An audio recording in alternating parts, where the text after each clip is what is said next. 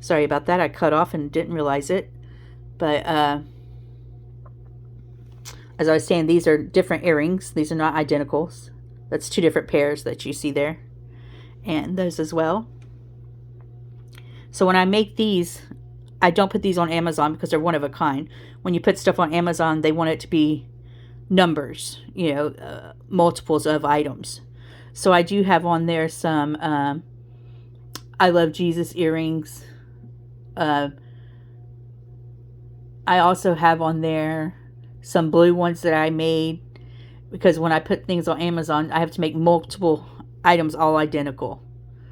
And I don't mind that, but it drives me crazy to do repetitiveness. I prefer the one of a kind, to where when you wear them, you're not going to go into anywhere or look at anybody and see those identical to the ones you're wearing.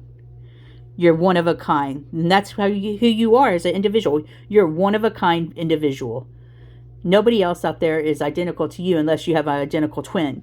And then still, your personalities are different. I'm sure there's a slight difference on the way you look, the way you act, the way you dress. So you're still your individual person. Even if you have somebody that looks identical to you, you're still your own individual. Your thoughts are your own. The way you dress, the way you act, it's all on your own.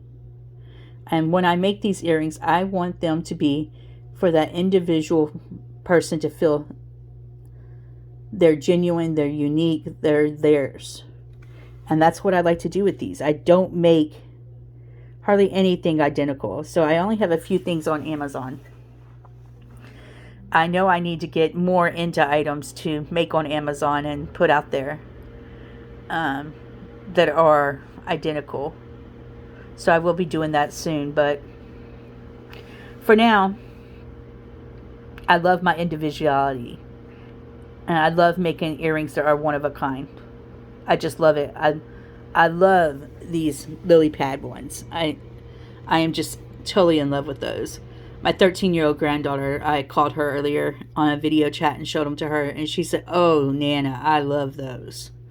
And I said, "I do too." And the sad thing is, guys, I don't wear jewelry that often at all.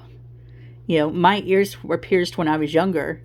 A funny story was I had to been, I don't know, 11 or 12, maybe even 13 when it occurred. But I was out with my mother, and I didn't have my ears pierced at the time. And we went to a store. I couldn't even tell you what kind of store it was at this point. I mean, it was 40 years ago.